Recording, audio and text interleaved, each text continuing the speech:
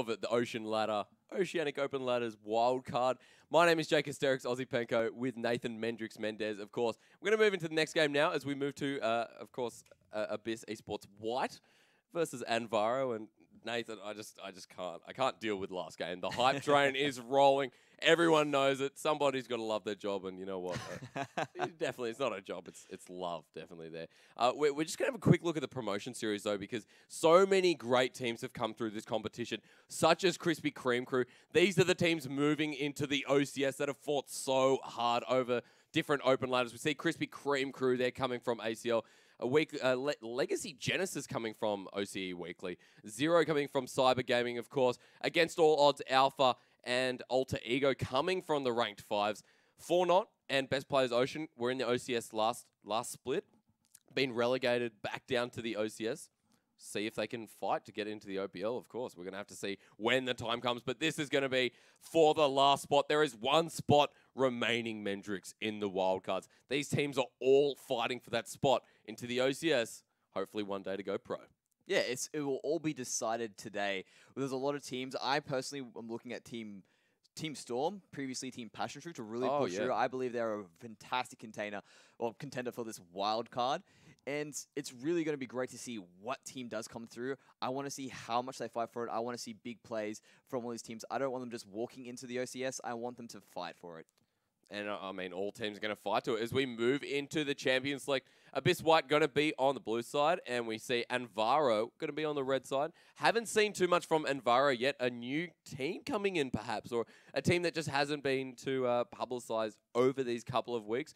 Morgana getting banned, a good first ban to come through. Sejuani and Callista getting banned out as well. Abyss eSports White have this, real method of getting rid of these tanky junglers so they can sort of kite through their own jungle and the enemy's jungle. Yeah, it was very interesting to see the bans coming through and sort of moving away from those more bigger ones like the Rise and the Echo, which everyone's seeing in solo queue at the moment. These are definitely solo fives focused bans. Gragas is a big one now as well. He's a very contested pick and ban at the moment. As you can see, he's actually sort of in the front there as well for the Oceanic Open Ladder as our banner. Fantastic champion to have there as well, if you have a look into that. Oh, yeah. Also looking on through there, we've got Rek'Sai coming through. He's another big pick and ban. He definitely was very effective in the HKC Good team contender comp. last game, yeah. Yeah, if you really manages to land those knockups, it's really huge for the team fight. Something that he's also right there on top of it. And if he's got rage, we're talking big bites of true damage coming on through as well. Very well done for them to actually ban him out. We have the Nunu pick. The absolute zero is going to come through there. Nunu gets the first pick for Abyss eSports White. How are they going to contend that? What stops a Nunu? Not much, really. Nunu just goes where he pleases. He's sort of like the jungle for the Mundo. But really, Nunu's one of those champions that you're looking to just sort of hold off in terms of just, he's going to go through, make sure he gets a really early dragon around that level 3 mark. He's going to make sure you've got fantastic control in terms of the Baron as well, because he's got that absolute zero followed with a smite munch as well. Just really hard to steal Barons away from him. So Abyss White's going to look for just to probably try and win with 5 dragons. That's probably going to be what their game plan is. The Callista's also been banned out by Abyss White. I'm interested to see that, because if you really have those two champions working on through, they're actually fantastic just control neutral objectives. Because you've got the Nunu for the bite, you have the rend damage from Callista, but obviously they don't want any Callista to get onto any team fight early, because to be honest, she can outsmite a Nunu. We're not seeing the classic example of junglers coming through. Gragas, Sejuani, Rek'Sai. Not even, some of the less popular picks like the Echo in the jungle. No, we're seeing the Vi and the Nunu maybe. Unless he goes top or mid, that could always surprise us. Moonboo is going to go, or Mubu, sorry, is going to go Vi in the jungle. That's a really powerful pick with early ganking presence. Vi is relevant throughout the game all the time. She will just charge at your ADC, lock him down, and the rest of the team will just jump on top of it as well. One of the things you have to look out for when you are playing Vi is you don't go too far when you do use that assault and battery. And to be honest, it looks like Abyss White want to have, sort of a storyboard fight between the two of them. You've got the Jinx versus the Vi. Will it be criminals apprehended, or will it be authorities, just shot there. Add something in there. I'm surprised Caitlyn hasn't been picked yet with the 50% armor shredding coming from the headshot. We see Faizy and Quacks both lock in the Jinx Alistair combination down bot. Really powerful. There's a lot of potential down there, and their scaling amongst the game is just immense. Alistair's become one of the biggest contested picks in competitive play at the moment, especially at the pro scene levels in the LCS and the LCK. He is really pick all banners in every situation. The fact of the matter is he can get in there, initiate a fight, and the moment he pops his ultimate, he is unstoppable in that situation. He has that 6 seconds where he really can't be touched, really negating 70% of the damage. Once he's in there as well, he does just wreaks havoc all around. So it's interesting to see what picks he'll pull. A lot of sustain also in that bottom lane, and a lot of burst damage can come out if he manages to land that knock-up Pulverize and lets Quacks really deal the damage he needs to. AnVaro going to look for their final pick now with 2 seconds remaining. Not sure what Mystic is going to pick, if he's going to pick anything, actually. Vayne gets picked, though. There's the hype train. Oh, choo-choo. It's chugging along, Hendrix. We see the Ahri getting picked up in the mid lane. Something I'm excited to see as well, but Vayne down the bottom, a huge skill cap champion. If you play it wrong, you're going to get punished.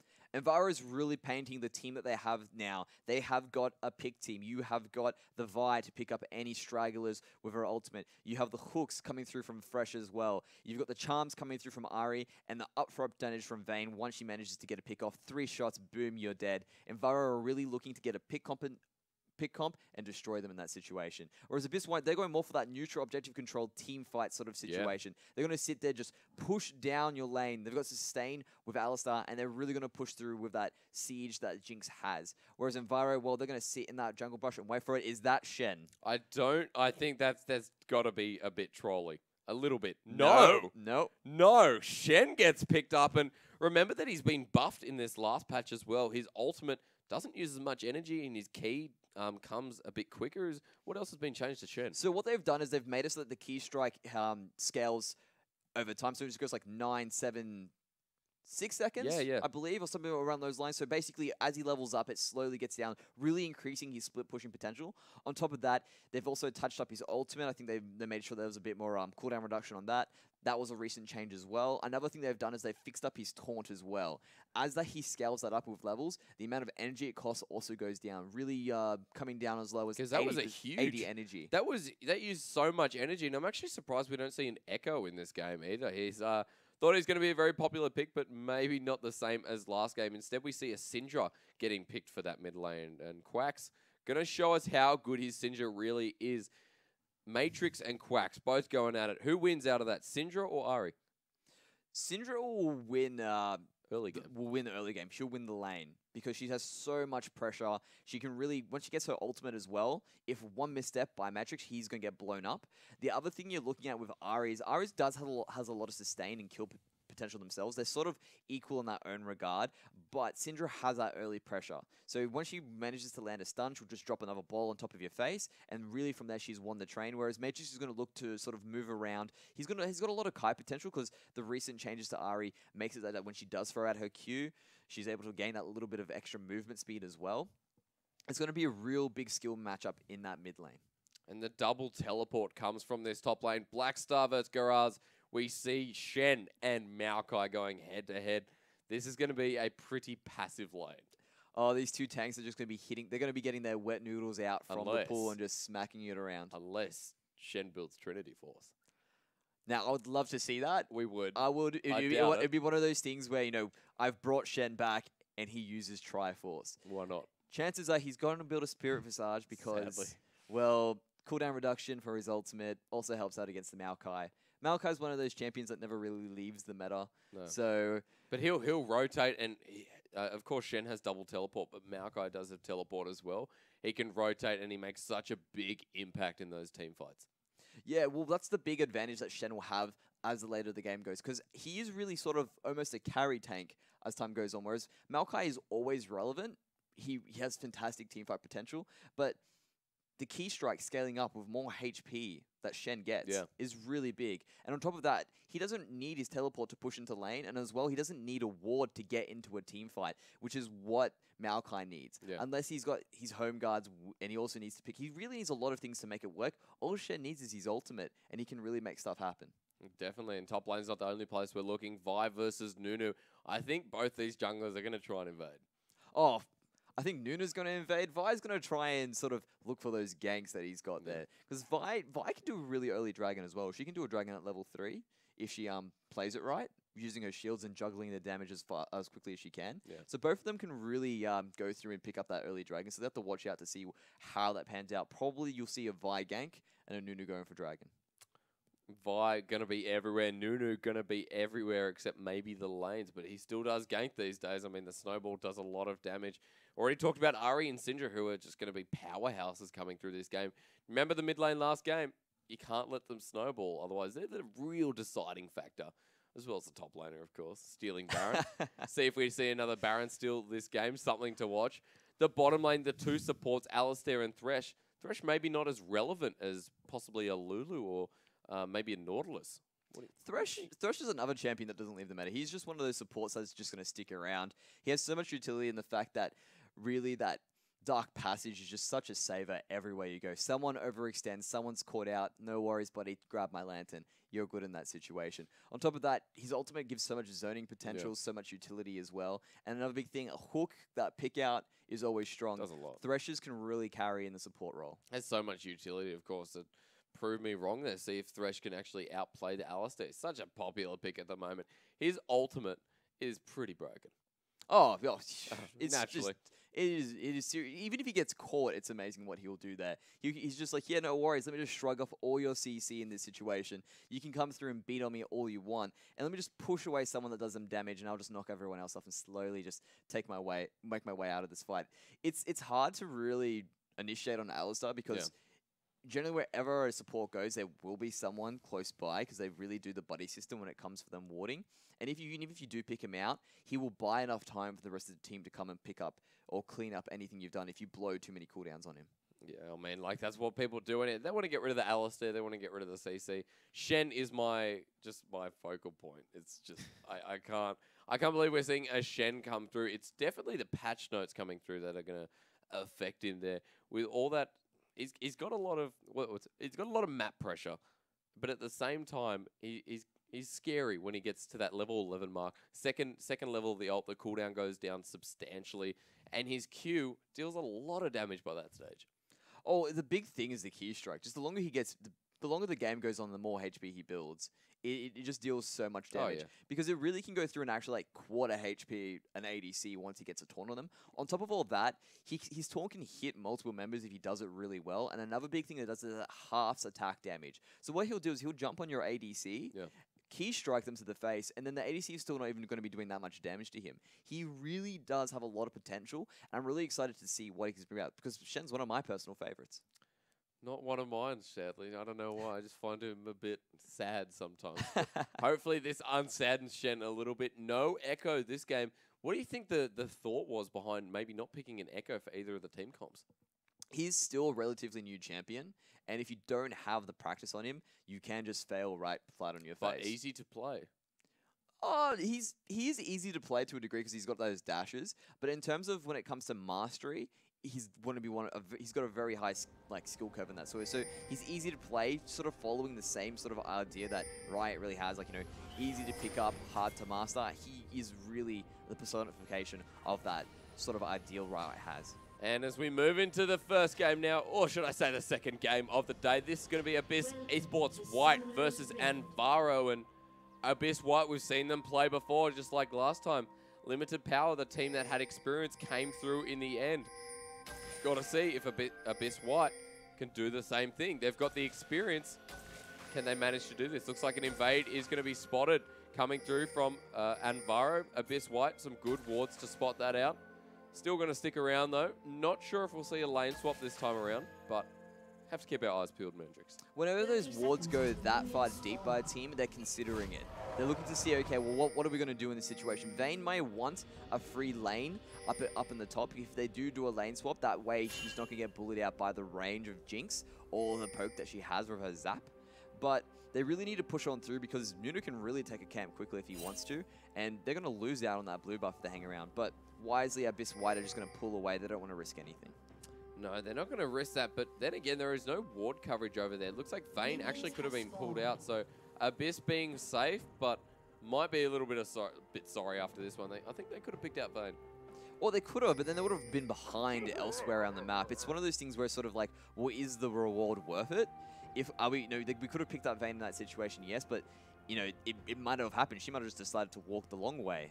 And again, they're going to have very standard lanes as well, by the looks of things. Everyone's just sort of making their way there. No one wants to really initiate a lane swap. It is really well thought out by the higher up teams in terms of when they do make that lane swap. They practice it intensely. In these wildcards, they haven't really done it, so it's really rare to see. We see a bit of farming happening just to start off. Pretty standard lanes coming through there. Vayne versus the Jinx. Jinx always going to outrange that, but let's see if we see some plays coming through from the Vayne. Very exciting to see. Yeah, Vayne's one of those players that you misplay just a little bit. It's really one of those, you give them an inch, they'll take a mile sort of situations. So if she plays well, she will absolutely dominate Miss White. But again, one misstep, they have the team to really lock her down. They've got the stun from Syndra, and they have the knockup from Alistar, so she really needs to watch how she moves. Mubu just picking up his red buffs now. Going to move over to that blue side. Both junglers pretty even with each other for the time being. No outstanding farm advantages happening. And just like we said in that top lane, the Shen and the Maokai just going at it. Yeah, they're sort of hitting each other up in that situation. Look, as the game progresses, for Maokai to sort of take an early advantage as he really gets his wave clear going. He'll be maxing his Q and throwing out his sapling whenever he can. That's really going to help with his wave clear. And watch Shen start to get bullied out a little bit. But as the game goes towards that mid-game area and Shen picks up his Sunfire catch, he should be fine. Definitely should be. And no gold advantage coming through just yet. Real Apol, going to have to wait for him to make a bit of an engage. The team composition-wise, when we move to that mid-game stage, who do you think is going to be really dominating? Without commenting on score advantages, but who naturally has the talent to sort of beat out these team fights? Abyss White has the team that is really going to take control unless AnVaro make picks happen. So they really need to sort of have a really strong laning phase, and then when those objectives come through like the Dragon, or maybe say the Reds and the Blues, when they go to pick them up, they really need to fight for them and take a pick out of it. Otherwise, Abyss White will slowly just outscale in terms of the team fight and take control. Blackstar doing a little bit more damage than Garazi at this time, but still the wet noodle fight we've come to expect. The Shen starting with the Doran's shield up in the top lane, the Maokai with a little Doran's ring. Doran's shield the right thing to do against Maokai? Oh, well, for Shen, it just works even well in that situation. Again, Doran's shield has been changed when the new season came through, where now spells also get negated by that 8 damage. So it is a very good pickup for Shen in that situation, because not only is it getting rid of any damage by Maokai from auto attacks, it's also affecting the spells that he might land on him as well. Also on that, it just is a very good pickup on him because, again, it scales with his key strike. And on top of that, it's just nice to have sustain. Blackstar continuing to farm here. We see a growing team fight's probably going to come up in this mid-game stage with the head of Blackstar and Garazi probably making that change there. Here comes Faizy though on Garazi. The taunt misses. Really nice twisted advance comes through, and that gets him out of it. Yeah, nice moves there by Garazi as well. Abyss Relic just jumping onto the Vayne. They're sort of missing the headbutt Pulverize combination, but that's fine. He's just going to walk away in that situation. And that's one of the things that's really hard to gank a Maokai, especially if you come in from behind. He's just going to jump straight to the closest person near his tower and tank up the rest of the damage. Once again, the twisted advance goes on to Blackstar. There's the taunt going to make him follow, in fact. And in the top lane, the wet noodle fight's actually turning a bit brutal. The Maokai, 10 CS advantage. The Nunu, 10 CS advantage. Actually, 3 camps. Picks up the invade jungle item. He's probably going to be living in Vi's jungle. Yeah, now that he's got that poacher's knife there as well, I do believe, right, we're looking at changing a little bit. As I said before, Maokai is starting to take a bit of an advantage in the lane. As it gets closer and closer to the end, it will even out a little bit more as we get more into that mid-game. But Nunu, he's going to go through clearing his jungle as fast as possible and make his way into Vi's. He's really going to make sure she can't do much. Oh, but Blackstar actually might be caught out here from Garazi. The twisted advance, not going to reach that one. And laning will continue across the map. A 300 gold lead starting to develop by the blue side. Something very important to note, early gold leads always keep on developing. Vayne, not too much of a CS advantage at all, and it's actually extended with the Nunu there. About 11 CS, almost 4 camps coming through for the Nunu. He's doing pretty good. Nunu just has a fantastic clear, and that's one of the things that you're going to find. Vi really needs to actually go through and make a gank happen. That's what she gets. But Garazi's jumping onto Shen. He's already got his ult now, and Shen doesn't have it just yet. The sapling's going to follow him. Not going to get the kill. Garazi doesn't have enough mana either there. Shen, maybe not as tanky as we thought. Well, he does have magic resistance growth now, so the longer the game goes on, you'll probably find he will naturally get more tankier as time goes on. Especially once he picks up that Spectre's cow, he'll be actually able to handle the damage that really Maokai has, because Maokai doesn't build penetration, he sort of builds a little bit of AP and then goes straight into that tankiness. So again, just wait for the time to go through, Shen will be fine. I just can't believe Shen didn't have scaling magic resist before this. Yeah, I know, he's one of the few tanks. I do not understand, you know, like Thresh, of course, gets armor per soul, and that's a fair enough attribute, you know, the closer you are to combat, the more you stay in the lane.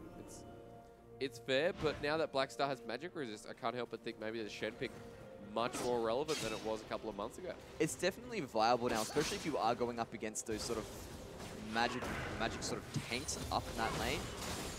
Still, I'd say he's still very weak against Vladimir. Oh, that's a fantastic charm on by Matrix. Charm. Quacks looking for the stun onto Matrix. Probably going to get the next ult. The Ignite goes off along with the ult, but Matrix kites around this, forces a flash. Oh my god! Both mid laners take themselves out. First blood goes to the Syndra in the mid lane, but both of them played that so well. That was very well done, again, like you said, by both mid laners. There was just a little bit too much of an itchy trigger finger by Matrix. He went a little bit too far and got hit by the tower as well, helping to secure the first blood for Quacks. Look for him to sort of gain an advantage. That's what we're talking about. Syndra has that big burst when she really pulls out that her ultimate of hers. Again, you do have the Foxfire from Ahri and her to sort of like jump away, but she can't really jump away from the tower. Oh, Oyster's in trouble. Oyster just goes around the corner and gets bippity bopped, and there is the damage coming through from Rapid. Gonna get the first dragon as well, and Abyss White are in their lead. Wow, Abyss White really saw the situation that they needed to go there. They saw that there might be a dragon coming through. Let's wait for them to think that ward will happen. They know Nunu likes to go for early dragons. Boom, instant pink for them. Very easy dragon on the side of Abyss White. Came around the corner, and because of good warding, just picked up that easy kill down bottom. They're going to get the blue as well. Ahri cannot steal this one. Actually, Quacks might want to catch out Ahri on the way back. Zones her back. Not going to get this one, though, and it's really well played by the Nunu. Oh, Abyss White just really taking advantage of that kill there. They saw an opportunity. We got a kill, a dragon, and a blue. So not only is Ahri going to be weaker on the side of AnVaro, this also means Syndra is going to be stronger because she's going to have the blue advantage. And now the bottom lane, of course, we actually moved to that mid lane. Rapid's got the blue buff for the time being. And that's going to be a lot of punishment coming through for this Vayne down bottom.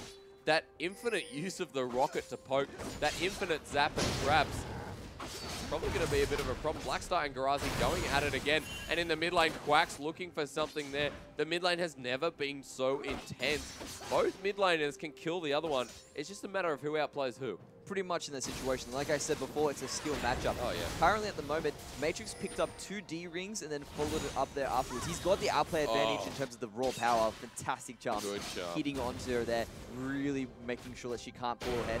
Whereas when you look at Quacks, Quacks has picked up that Fiendish Codex and he's got a little bit more of a cooldown reduction based build, which means he'll be stronger in probably the next 3 minutes. Well, you look for Ahri to have that really big power burst from having those extra Doran rings. Gonna get that Morellonomicon coming through pretty soon. We see about 200 gold for Quacks. He's gonna pick up that blue buff, get a bit of extra gold, move back to the mid lane. It's getting pushed for the time being. Something I'm a bit surprised about is we see Mystic. Oh my god, beautiful traps coming down. Rilipol looking for the next headbutt, all the pulverize. 3 bullets not gonna go on Rilipol, but Mystic takes a hell lot of damage. Fantastic knockup by Abyss there. Rapid really using that blue buff to his advantage and making sure he can use those rockets into Vayne space. There's no way he can really get onto there. And as you can see now, Blackstar seems to be pushed up again. Oh, catch onto Rapid. Beautiful death sentence combined with the flay. There's the box to come out. Mystic has already used the ult, but the Dark Passage brings him back into it. The sniping Super Mega Death Rocket doesn't do any damage anymore. Garazi looking to finish it off, but Blackstar comes down and takes out Vayne. The Sapling's looking to finish it off. Oyster flashes for it, even though the Sapling probably would have gotten it. He secures the kill. There's the pulverized headbutt. Oyster's going to get taken out by Rilipol. And now it's a 3v1, sorry, a 3v2. Moo comes into Blackstar, but Quacks is in there as well. There's the Assault Battery coming in. Matrix already having used that Spirit Rush on the Ahri. Rilipol's low, doesn't have any mana. Blackstar looking to get out as well. The Charm's going to come up. There is the charge coming from Vi. The flash comes out from Assault and Battery. The charm misses, and it's just going to be a 2-for-2 trade in the end, I think. Looks like there will also be a tower fix up there. Yeah, they're just walking away at the very end, thinking, wait, maybe we can say this. No, get out. Matrix is angry. And in the situation here, AnVaro do come out on top. Very well played there. I was surprised at how long Rapid managed to stay alive. The flash by Little Oyster there just to secure that kill as well. The goal not going to where you want it to be, but it's still something you need to pick up in the end as well. There was a fantastic collapse by AnVaro there, really picking out Quacks, who was out of position. He thought he could come through and clean up, but he was actually pincered by the mid lane of Matrix, and also through the tankiness of Garaza. Rapid just freezing the lane there, forcing bot lane to move around a little bit. That's going to hurt Mystic just a bit too much at this stage. Infinity Edge for Jinx, going to be probably bought next time around that he goes back at this stage. 1 for 1, and the Vayne not having picked up his first kill just yet. Got the Cutlass, hasn't actually built into that recurve bow to go into the Blade of the Ruin King. But next back, probably going to do the same as Jinx. First item power spike for AD carries. It's the most important in the game. Yeah, that Blade of the Ruin King is really big for Vayne. She probably went straight, instead of going for that recurve bow, going straight for the Bilge Water because she needs more sustain. She's going to get bullied out by Jinx. Jinx, interestingly, has picked up an Avarice Blade instead of moving more towards that Infinity Edge. The reason for this is probably because she can pick up a bit more extra gold early. This means that she's going to scale a bit harder in the mid game as well, but she's going to have a bit of a power drop in the costs going for this Avarice Blade. And then obviously just going to build it into a static shiv. The damage with Jinx and static shiv is immense in that rocket form. Second turret of the game going down in the mid lane. The second outer turret. Going to be a bit of extra gold for AnVaro, and they're pushing even harder in this mid lane. Abyss White. Fizzy actually might get caught out here. The Spirit Rush comes through from Matrix. There's the absolute zero. Mumu is, oh, what a beautiful charge. There's the Super Mega Death Rocket. Doesn't get anyone. Fizzy just takes a lot of damage. There's the Orb of Deception coming through and the Ignite as well. Nunu's out of this, so it's a 4v5, but they're not going to re-engage it, so they're just going to take the one and walk away. And that's why you pick Thresh. That's what we're talking about. You overextend just a little bit too far. It's okay, buddy. I've got my Dark Passage. You can get out of the fight. Allowing really Matrix to go through and really do a lot of damage onto Nunu, and he was taken out. Quack's going to help clear that ward with Relapole, and Abyss White don't have as much as the lead as they did a little while ago. The Shen taunt misses. Blackstar gets rooted to the ground by the Twisted Advance. Take a couple of turret shots, and that's going to end what they thought they could get from Matrix. Shen is so tanky. He doesn't even have any armor then. He was happy to take a couple of shots there and walk away with half HP. He's finished his Spirit Visage. You know how that means his cooldown reduction is nice in his own regard. He's probably going to look towards to go for that Sunfire Cape now. I'd be interested to see what he's going to buy in this next back. I'm waiting for Fizzy to re-enter the enemy's jungle again. He's just all over their jungle, using that item to its best advantage. Looks like this is going to be the first dragon coming through from Mumu from the side of AnVaro. The steal tries to come through, but good smite by Mumu picks up the first dragon of their game. AnVaro just taking advantage of the backs that they saw happen. They knew Shen was back. He wasn't going to beat her after taking that many turret shots. And as well in that situation, they had a bit of a ward coverage, so they were able just to go through, yep, no worries. Thank you for the dragon. Oyster going to help Matrix pick up a bit of this farm. Looks like AnVaro are going to push this mid lane out, give themselves a bit of breathing room. Shen in the top lane looking to push this top turret as well. And Mumu just going to keep going throughout his jungle, trying to deny Nunu of getting any of his camps. Yeah, I think that pickup that he got there for the Poacher's Knife isn't really helping him out as much as he really wanted in this situation. Vi is doing a great job keeping up with CS. She's managed to catch up. She's now 57 to his 60. AnVaro looking very strong at this stage. The Ahri in the mid lane, Matrix 3 for 1 for 0. First item, Luden's Echo. Now, we talked about this last game. The AP scaling of it isn't 0.15 anymore, it's 0.1. So not as strong as it used to be, but that's still great AP scaling. And of course, to get the proc for the static shift-like effect, it takes twice as long now, movement and, of course, using spells alike. So maybe, is it relevant for a first item for Ahri? The point of the changes was to really push it towards its niche that it was meant for, which is what Ahri is. A mobile mage, really. Yeah. They didn't want to have these sort of other mages as well, like Cogwall, or, you know, it just being a general pickup that everyone wanted in this situation.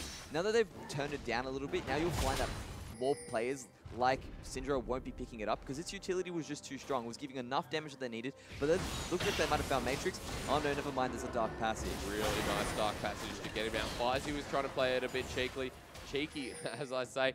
Thresh is now getting zoned, forcing a flash. Fizzy uses his ult. The Death Sentence lands on Relapole. The Siege probably not going to come through. There's so much wave clear coming through from AnVaro. Yeah, they've got a lot there, and that's really helping with that. Basically, the Q from Ahri and the Luden's Echo as well. And then the other thing you need to look at is the reason why Luden's Echo was so strong before is because it gave you that movement speed on top of the damage. They needed to wind down the damage, so it really went for the niches who it was meant for. We're talking the Kassadins, we're talking the Ahris. Yeah. That's who they wanted to be on. Even Echo to a degree, because he's sort of more of a mobility assassin type laner. They didn't want it just to be a fantastic pickup on everyone. Sort of that Sivir situation. You don't want it crowding out the other choices. You definitely don't. Top lane looks like it's going to get pushed a bit. Rotation to the top, pretty crucial at this stage. AnVaro and Abyss eSports White all going to move up to the top side of this lane. Ahri, the last one to reach up there, so if Abyss White spot that with a ward, they might be able to take advantage. Mumu gets stunned there. Here comes the Pulverize with the headbutt combo. The Death Sentence lands, but Mumu gets bursted down by Blackstar. The ult gets popped by Mystic. It's teamfight in the top lane, and Fizzy taking a lot of damage from that. He has to force a flash. Matrix gets stunned, and they're just going to take the 1-for-1 trade. 2 tanks out on both sides. Fizzy cannot re-engage in this. He's probably going to die. Yeah, they're just pushing on through now as well. You have Ahri making her way down from the bottom there. A lot of damage left. Full coming out. Ooh, nice stun under tower. Little Oasis going to have to get that away. Oasis taking a lot of aggro from Rapid. Doesn't have much mana, but Matrix is in this backline. Sneaks in for an assassination on Fizzy. It's now 2 members down. Beautiful from Matrix. Even goes past the ward, but he's that fast that it does not matter. Misses the charm on Relapole. The ult comes out from Shen. Rapid looking to re-engage on this one. Blackstar with the taunt. Doesn't find it just yet. There's the stun coming into the tree. The Pulverized headbutt combo. Blackstar going to help with this one as well. Just taking so much damage. Garazi's tanky, but not tanky enough. Mystic taking a lot of damage as well. It's not going to be enough there, and they even out the trade. AnVaro played that extremely well at the beginning. They actually were down a player. It was a 4v5 at the start there. When they managed to pick up Vi, there was an easy pickup from Matrix coming through afterwards onto Shen. So in that situation, it was sort of like a 1-for-1 trade with most of it being a 4v5. Amazing play by Matrix to really come through and pick up the Nunu, but they stayed too long. Shen was able to ult on in. They were able to continue the chase and even up the score. Mumu got taken out at the start of that fight as well. Just got bursted down by Quacks and Blackstar taunted. Just so much synergy again coming through from these teams, as what you'd expect for teams that have played together for so long. Blackstar, 2 for 1 for 2. Some nice kill participation coming through there from him. He looks like he's going to be building the Sunfire Cape as well. A really popular item on Shen Mendrix.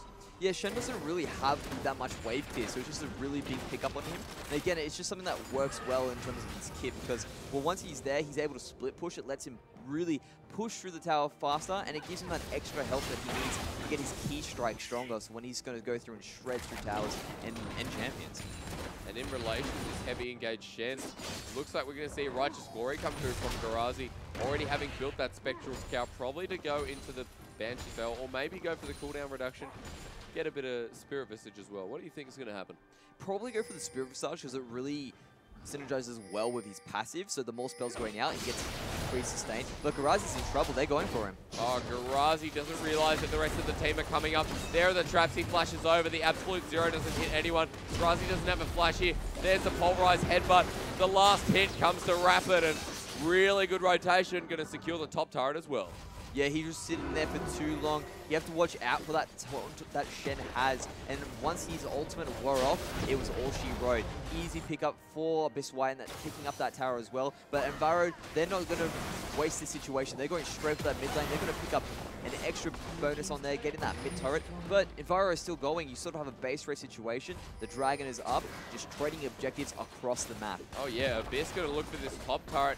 Doesn't look like they're going to press the B button either coming from AnVaro. They're going to get the dragon instead. It looks like Abyss could actually keep on contesting this if they wanted. Maokai's gone back. If they can somehow get there as this pause comes in, just adding to the intensity coming up. Dragon's going to be a big contest coming through, but only 3 members around the Dragon Pit at the moment. So probably going to be pretty easy for Abyss to pick that one up. You don't count out Nunu. Nunu can come through, flash, smite, also use his consume and just really break that dragon in front. And because you have 4 members there in that dragon pit as well, it really opens up that top lane for Abyss White at the moment. Maokai's tanky. He's got good wave clear, but really, Jinx can shred towers down with enough time. You just saw that 2 turrets gone in the top lane. They just went and pushed it. They knew where the other members were of the team.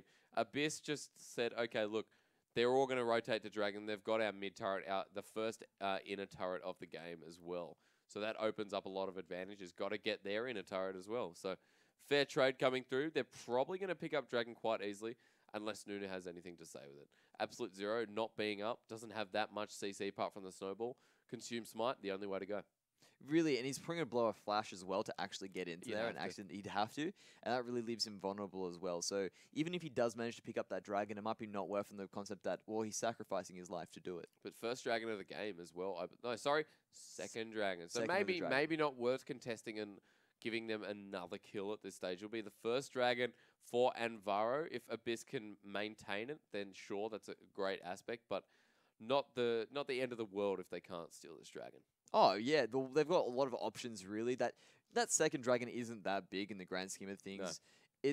The big thing there as well, you've got the Nunu. Nunu has control for the rest of the other dragons as well. So you can say, yeah, no worries, you can take this free dragon. We're more than happy to open up the map for ourselves because really, apart from Syndra, we don't have that much siege. It's going to be hard for us to actually get through. I mean, you do have the Jinx, but Jinx really shreds the towers when she's using her minigun, not her rockets. And the rockets themselves use mana, so you don't want her wasting all the mana before the teamfight starts trying to break down the turret during a siege. And of course, when you've got an Alistair to protect you, there's a lot of potential coming through from Abyss to sort of counteract anything that AnVaro can push their way. The pulverized headbutt combos have been on point so far coming from Alistair. You saw it in the top lane. He locked Maokai against the wall before he could get to his turret. Made short work of him, and he doesn't even have to pop his ult at this stage. That's what I love. He's saving his ult for those team fights so he can just go to that back line, take care of Vayne, get rid of Thresh, get rid of anyone like the Ahri who wants to come and kite around. And Alistair's, like I said, they're very popular at the moment because they do so much work. They just have so much utility. On top of that, again, we are, as everyone likes to refer to it, the League of Tanks meta at the moment. And he just seems to work so well in it, disrupting, pushing away. A lot of tanky other players really need to get on the ADC and really sit on top of them to kill them. If you've got an Alistair making sure that you can't get on the ADC, they'll sit back and kite around you while the cow just does all the hurting. Does all the hurting. The puns just keep coming on out here. We're still in the middle of pause here. The players just trying to fix some technical difficulties coming through. We see that the Dragon it's such a maintained objective these days, and because of the tank meta, Dragons are going later, games are going later. They're sort of buying time to sort of scale in the mid to late game stage. This game, maybe not as tanky as we thought.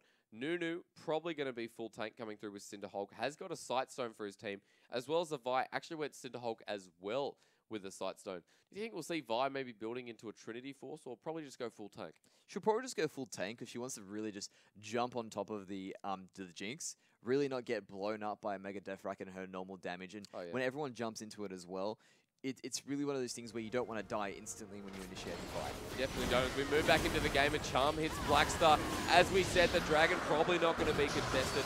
Not really worth that much. Matrix takes a lot of damage from Blackstar. The taunt goes off, but he's just trying to kite around as he's doing quite well. Fizzy's gone a bit too far in. The Vayne probably going to get the tumble with the third silver bullet.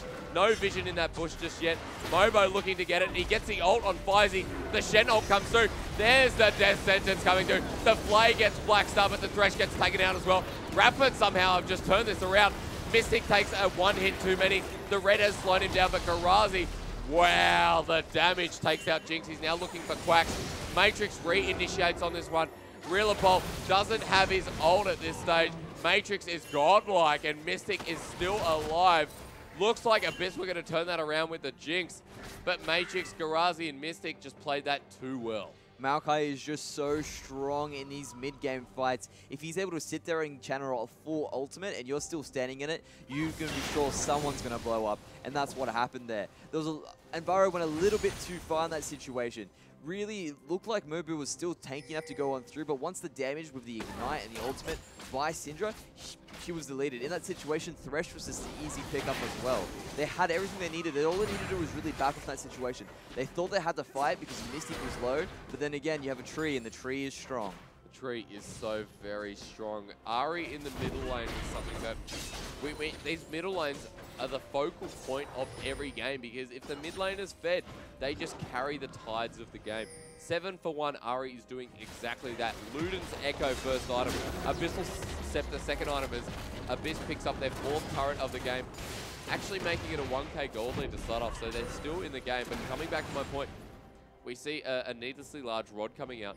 The best way to counteract the Cinder Hulk is to underhand the tanks, and what better to do that with Magic Pen? Oh, definitely. And now in this situation that we've gone through, she's gone for that needlessly large rod. I feel Matrix believes he has enough damage. The big thing he's concerned about is getting blown up by the likes of Syndra if he was to get caught out by a zap or by a stun. Oh, so yeah. how you get through that? Let's pick up our Zhonya's. We're going to go straight from the needlessly large rod. I'm very strong at the moment. Once I've got my Zhonya's as well, it's going to help against Rapid.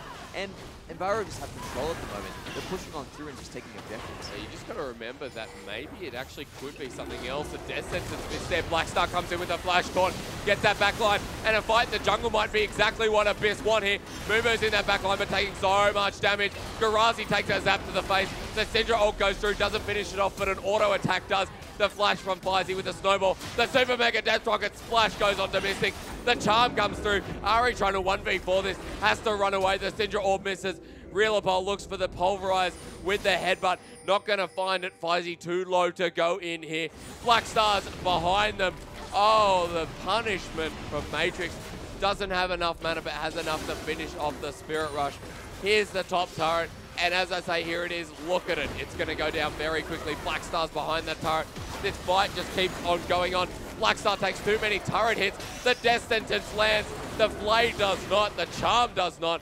Syndra Stun does. They don't get the top turret, but the extended fight might lead to a Baron. You give Abyss White an inch, they take a mile. They did this before in the early game. They could have picked up a quick kill into little Oyster, and then they destroyed the dragon and took the blue buff. In this situation when AnVaro thought they had that blue buff and the team fight situation from them, the Death Sentence missed by little Oyster. He instantly gets blown up. Well-positioned ultimates by the team all around coming on through there. They had to get away from the zoning of Nunu. And that's from the situation Abyss White were in the lead. Fantastic outplays by Matrix to really pull that around for AnVaro in that situation. He managed to chunk everyone down low enough. His damage at the moment is outrageous. And going on through now, we sort of settled this up. They managed to pick up a few return kills afterwards from overstaying, and now the game sort of settled itself back into that phase. People looking around for that Baron at the moment. And it's that same case of people that have the experience going, knowing exactly how to capitalize. And Abyss White have exactly that. They've got the experience. They know how to capitalize upon little mistakes.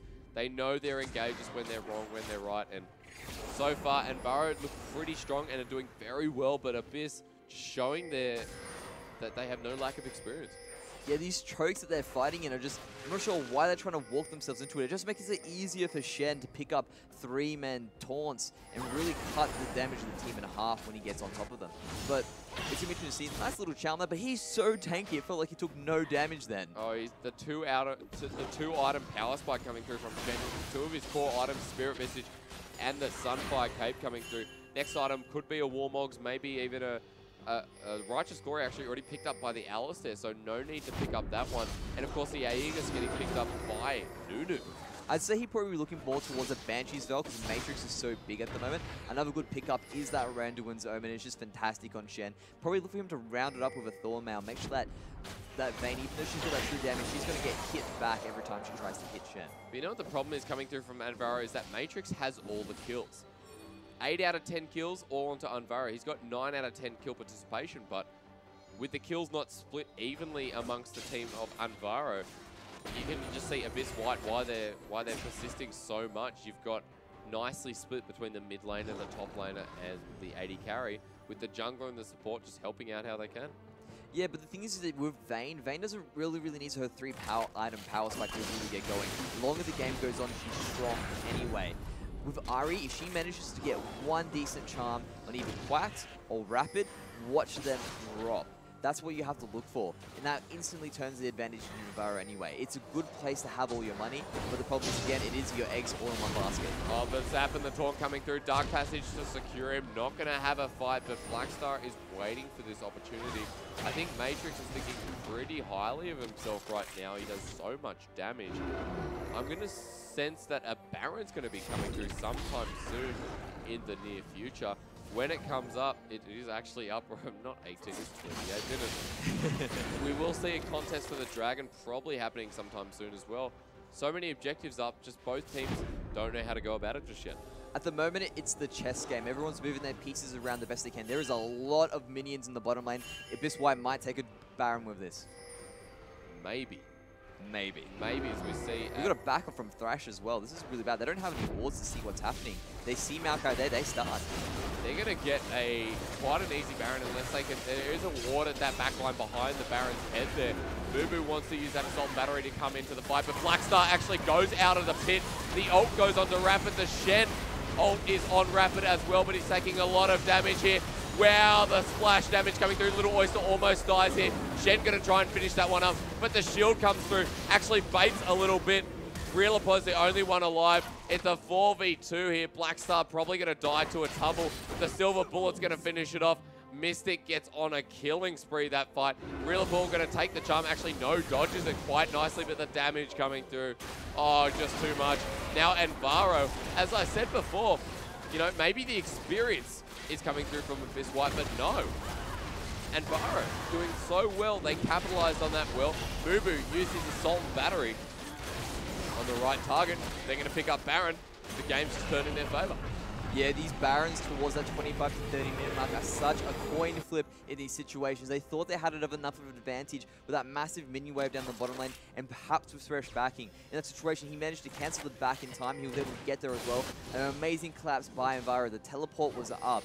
That's why they sent Maokai down there. They're able to go through, like you said, a fantastic Assault and Battery onto the right target. And from that situation, they were able to pick up the kills, the team fights that they needed, and to take the Baron as well. Massive swing for AnVaro at the moment. You know, they're going to take a massive advantage. Mendrix, you know exactly why that happened, because they didn't scout on the wards well enough in the pit. There was one at the back of the pit, and because of that ward, they now have Baron. If that wasn't so, maybe wouldn't have felt as confident, or maybe could have actually picked up that Baron for a this point. Yeah, because in that situation, there would have been no teleport for Garazi. He would have probably had to teleport someone much further away to really actually get into that team fight. A lot of this things, how it is that one little factor that really decides the team fights. AnVaro picking up an easy Dragon at the moment. With that Baron, they're just too strong. They have the gold lead. Before it was out a little bit in the favor of this white. Now it's 3K. Now it's pressing towards that 4K mark for AnVaro. They really do want to siege on through. They don't have as much siege in regards as Abyss White does, because they've got that Bane instead of having a long-range ADC. But you do have that pick potential. That's what you're looking for. That's what they need to do. But Abyss White have the opportunity to actually go through. They're going to just steal that blue away, make sure, no, you're not getting this. You may have got the Baron, but you're not getting the blue. Some nice work from Quacks to take that away with. Beautiful Syndrome mechanics coming through. Top lane going to get pushed, as well as the mid lane. Bottom lane, that wave's actually stacking up quite nicely. We have a look down there, and we see actually a big minion wave coming through. Top lane going down as well. Mumu going to hit down this wave. Blackstar actually going to taunt his way out of there. Top lane, I don't think that's going to stand. No, AnVaro are playing this amazingly. They know they have pressure in all lanes, and they've put their pieces in the right space to really push on through. Now, as well, if they manage to get to that bot lane before it's pushed back by Jinx, they could really do a lot of damage, but they're not going to take that risk. They're just going to head on back. Ward wasn't cleared by the Thresh. Realipo knows that Thresh is probably the only one still left here. 3 tanks coming through from Abyss White, but perhaps not enough damage. Yeah, not enough damage yet. As the game goes further on, you really get those last whisper items, which has been picked up by Jinx at the moment. You don't really need it on Vayne because she has that true damage that will really come through for her as well. But as those penetrations really come through on the different teams, you'll start to see the damage coming through as well. But these tanks, there's just so many in number. It's going to be interesting to see how the game plays out the longer it goes. And of course, with tanks come big responsibility. We see Vayne, who's going to underhand that with the true damage. Will be picking up that Bloodthirst, I believe, with the Vampiric Scepter. Actually has a Quicksilver Sash very smartly played. The Syndra stun, the Nunu slow, the Shen taunt, the Jinx traps. There's so much usage for that Quicksilver Sash coming through. So very well played by Vayne to pick that one up. Has not as much CS as the Jinx coming through. Jinx building towards that Bloodthirster as well. Last Whisper already being picked up with 3-item Power Spike, whereas the Vayne actually sacrificed a bit of gold for the Quicksilver Sash. Needs to work in her favor to make sure that it's used well, but we look at other people on the team and we see that Ari 9 for 1 for 5, still killing it in the game. Zonya's Hourglass, as you said, Mendrix getting picked up. The Luden's Echo, the Abyssal Scepter, has the Double Doran still sitting in the inventory. Have to keep an eye on what he ends up getting when he goes back there. 5 hasn't actually got a kill yet, but the assistance throughout the game has just been amazing in that team fight as well. And just to finish off, you have a Maokai who's built a Thornmail. Jinx is just going to be hurting. Oh, Jinx will be hurting once he gets to the fight, because once a team fight does break out, look for him to go straight for her. Because once he's in the middle of the team fight, everyone gets confused. On top of that, he's got a lot of damage resistance with his ultimate popped as well. And his AnVaro, they know their team comp, they quick hat. Oh my god, the damage from Matrix destroys, disgusting, all the words in one. Garazi's there with the Righteous Glory. They're not going to get this next kill, but that was just pitiful damage coming through from Matrix. And that's what we're talking about with these pick comps. They're going to sit there in the jungle and wait for you to move out. And the moment they catch you off, they are going to get you. Now they have the opportunity. They've got Quacks down. That's a lot of siege damage and a lot of wave clear that they've lost. The only person that can really clear out the waves now is Jinx, and she has to use her rockets to do it. This might be the middle inhibitor turret for them. Blackstar trying to defend this with the rest of his team. A Death Sentence lands on Relapol, who's looking so huge. Blackstar actually not too tanky at the time being. Jinx trying to send some rockets in the backline. The siege will continue. Turret, actually no, Matrix is the only one there for his team. They're going to pull off, probably get a couple of objectives. Baron not up for a minute 40. Dragon, same timer there. Probably going to have a bit of a split decision. AnVaro maybe goes towards the Baron, and Abyss maybe to the Dragon. Or we'll see what we get, Mendrix. Because at the moment, there isn't anyone that has like a 5th Dragon yet. There's only the 3rd on the side of AnVaro. Everyone's probably going to move towards the Baron, because that's the one that you're going to get the immediate power boost from if you pick it up, and the immediate advantage from it. They really are pushing through at the moment. They've got Shen now. Shen is doing what he does best. He is going to be split pushing in that top lane, and he's going to use his ultimate the moment a team fight breaks out. This is the point of the game that Shen really excels in, because now he can just go through and split push all the way through, and that lane has an open for it. The damage on Matrix is amazing. Fizzy has so much health, but it doesn't matter. She's going to chunk him anyway with that true damage as well. What do you think we're going to be seeing next item at Ari, just to interrupt you there? But Void Staff. Void Staff, you think? Just to underhand Fizzy and Relapol, you think? Really just to get that extra damage as well, and to really bite through anyone else. It could be either the Void Staff or the Rabadons, because it does synergize better with the true damage when the orb comes back through. I think because of the Abyssal Scepter and already having actually quite a nice amount of Magic Pen technically, with the negating all that all that magic resist. Might be seeing a Rabadons come through. 2,300 gold for the Ari. Gonna spend that all in one thing. No, Mendrix, you're absolutely right. The Void Staff comes through in one perfect buy from the Ari. 10 for 1 for 5. All Abyss eSports wide are going to be thinking, we have to take out that Ari, and then the rest of the team will collapse with her. Yeah, that's what they need to do. She's a real big keystone on there. And again, she's the one looking for the picks as well. She's the one that caught out Quacks last time, and that really opened up an opportunity for them. They weren't able to capitalize with the mid turret because there's a lot of defenses on the side of Abyss White, and they were really able to keep through, mainly for Shen so tanky, but now the Baron's up. What will happen? Not sure this can be contested. The health is going down so quick at this stage. Maybe I was wrong though. Mystic doing a lot of damage on that backline. Matrix trying to push someone out. Gonna get the charm though to stop Fizzy from coming in. There's the snowball. There's the absolute zero. Baron has stopped for the time being. Oh, and the members of AnVaro actually getting destroyed. There goes Mubo. Little Oyster in that backline as well. Mystic. Oh my god, the Syndra damage before she gets bursted down by the Vayne, who's playing this so well. Mystic in that backline. Needs to get that condemned. Gets the condemned. Blackstar trying to get the damage. And Mystic is outplaying this so hard. Gets a quadra kill to add to the list. And that's hyped me up so much. Mystic outplayed that so hard. And the Vayne mechanics were surreal. That was an amazing play by Mystic. She has her double lifesteal items at the moment. She's also used that Quicksilver stuff. They tried to lock her down and she was able to go through and shred them up. That was a really sort of ballsy play by them, but it's paid off in that situation. Looks like we've got the Alistar. He's trading at the moment. Alistair gets the top lane turret, opens up an inhibitor. Reelapol just doing apparently what Alistair tops are doing. And that was interesting, to say the least. There comes the ace coming through from Ari, but top lane is now open somehow. Top lane has been opened up, and that is basically Abyss White saying, well, let's make the best of a bad situation. There's a massive wave there. Go, Cow, go. Get that tower for us. And he got it in the end. Gets the dragon to add to the list as well. We see the Force Dragon coming through from AnVaro. No one able to contest that one.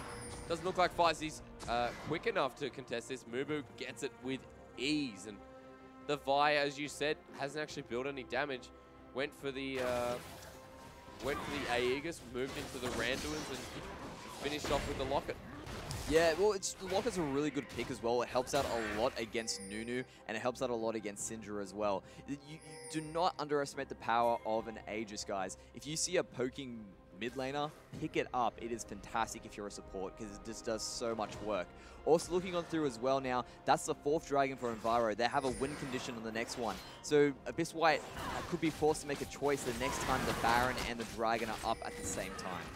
Ari, having picked up that needlessly large rod, going to move into the Rabadons next. Just so much latent damage. Let's have a little cursor on the Ari right now, and 554 AP coming through. Wow, wow. That is a lot at 39 minutes. Then again, when the Rabadons comes up, it's going to be something like 700. So we're going to wait for that stage. Not too much gold to go at this point in time. 1,700 is what the Ari needs. Has so much more gold than the Syndra. Look at that. 4K ahead of the respective mid laner. 3-item power spike coming for Syndra with the Void Staff as the 3rd item. Already having that Rabadon's, already having the huge scaling. But is it as good as Ari's? Reelapol has to pop that ultimate. Not going to take much more damage with his ultimate effect. Mumu comes in as well. Rapid's on this back line. There's the absolute zero. Mumu goes into Quacks though. The Righteous Glory gets popped by Reelapol. And Mumu takes a super mega death rocket by Rapid there. The Maokai's there. He's so tanking. Mystic gets bursted down by Syndra. The Rabadon's doing work. Matrix, maybe not as huge as he once thought, flushes out of this one. There's the Dark Passage, but Jinx just does so much damage. Rapid gonna look for the zap, doesn't find it. Oyster gets taken out in the end, and it's a 3 for 4 trade, in which somehow AnVaro missed because of that beautiful Jinx. That was... I just really don't understand what AnVaro was thinking there in that situation. They were up. They had the inhibitor down. Why are you pushing down the mid lane? Go somewhere else. Look for them to make a pick elsewhere. They were split up across the map. You had AnVaro and you had little Oyster down on that brush there looking for a pick. Who do we pick? Let's pick the Cow that can pop his ultimate and negate a whole ton of damage. On top of that, you had towards the junglers, up towards that thing, trying to create vision in the Baron as well. There was no one there for it. You had a Death Ball on the side of Abyss White, and you tried to engage on it, and they came out on top. That was the pressure that AnVaro had, sort of has just been alleviated now by Abyss White, and Jinx has picked up some nice kills. And they've definitely got to come to a pause after that one as AnVaro rethinks their strategy plan. Quick pause, just going to make us think, Mendrix, just about what happened there. And AnVaro still looking strong with a 6k gold lead, but maybe not as strong as they once were. When it comes time for the next Baron, I think there's going to be a bit more pressure from Abyss White. The morale's definitely been hit there, and like I said, they were just split up. There was no way that you can win a team fight when you've got a Death Ball on one side, 2 members in the river on the top side, 2 members down the bottom before. You can't synergize in that situation. Sure, maybe you might be able to pick up a pick, but you don't want to get a big tanky Cow. You do not want to hit the big tanky Cow. You want to pick up Quacks. That's the guy you're after. Or Rapid. You want to get those players. If they're not going to walk into those brushes this time, they're going to let their tanks go first. And picking up one of them, starting that team fight, ended up being really bad for AnVaro. And I mean, you popped Alistair's ult, but as soon as he did that, he just went on the front foot and did the bad thing. You know, that's as hard as it was. And we look at the Vayne, who's got the Bloodthirster now, adding to the list. 4 items on the Vayne, 5 items on the Jinx with the Aegis. Not the Aegis, sorry. It's been so long since someone's built a Guardian Angel, no one remembers the name. And that's a fully built Jinx. already. Razi just thinking, I don't need this Righteous Glory at the moment. Let me just use that and have it on the side.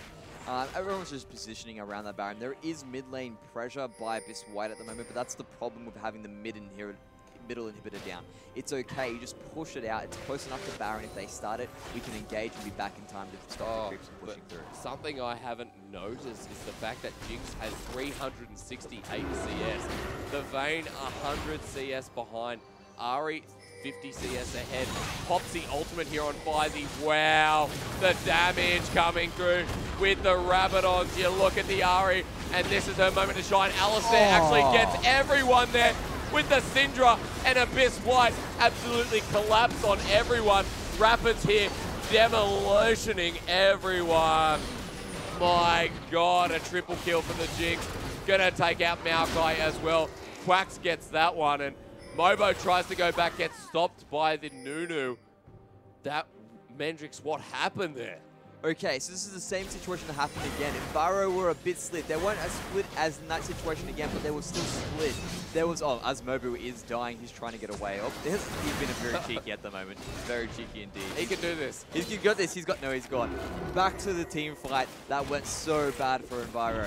There was a push through by Matrix. He thought he had caught someone, but again, you're going on that very tanky. This is they game. go for the win. It's the game. This is it. My God. What they're just a perfect team fight from Abyss, and a beautiful teleport from Shen means that someone can tank it. Although Reelapol probably could have, but not for long. Blackstar with the Shen gonna help end this game. They're gonna get the Nexus, and that's the game. Expecting AnVaro to win that one, but Abyss White come out on top. And again, that was purely just because they were split. They tried to force another team fight. You didn't pick up one of the squishies. You picked up one of their tanky champions. And then from that situation, that sort of baited the team fight to happen. It wasn't really a bait of a team fight because that's what you're looking for. We're stronger. We're ahead. We know what to do. Well, you know what?